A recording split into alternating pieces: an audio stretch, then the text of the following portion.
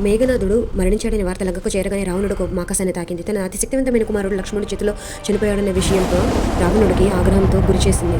ఇప్పుడు రామ, నీ అంతం ఇంకా ఖాయం అంటూ గర్జించాడు లంకాధిపతి రావణుడు. బంగారు కవచం ధరించి తన మహారథంపై ఎక్కి చివరి యుద్ధానికి బయలుదేరాడు. గర్జనల మధ్య రావణుడు రథం యుద్ధంలోకి దూసుకొచ్చింది. ఇదే సమయంలో రాముడు మాత్రం ప్రశాంతంగా నిలబడి రావణుడు రాక కోసం ఎదురు చూస్తున్నాడు. ఇప్పుడు మొదలవుతుంది రామాయణంలో అసలైన భీకర యుద్ధం. Please subscribe. యుద్ధరంగం అంతా కూడా నిశ్శబ్దంగా మారింది. ఒకవైపు రాముడు, మరొక వైపు రావణుడు.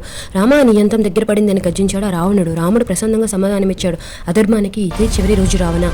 ఈ మాటలతోనే ఆకాశాన్ని చీల్చుకుంటూ మొదటి బాణాలు దూసుకు వెళ్ళాయి.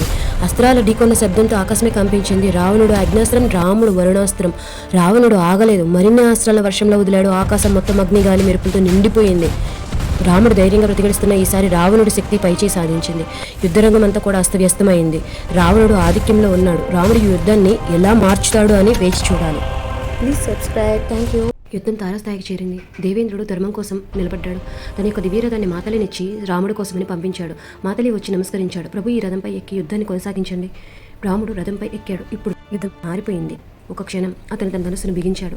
ఒక శక్తివంతమైన బాణం ఆకాశాన్ని చీల్చుకుంటూ దూసుకుని వెళ్ళింది. రావణుని ఛేదించింది. లంకాధిపతి భూమిపై కుప్పకూలిపోయాడు. యుద్ధం ముగిసింది. హనుమంతుడు, వానరసేన ఆనందంతో గర్జించారు. ఇంతలో సీతమ్మ కన్నీళ్లతో అక్కడ ఉంది. ఆమె కళ్ళలో వేదన ఆ క్షణం వారి అన్ని బాధలను చెరిపేసింది. ప్రేమ గెలిచింది, ధర్మం నిలిచింది. Please subscribe for more videos.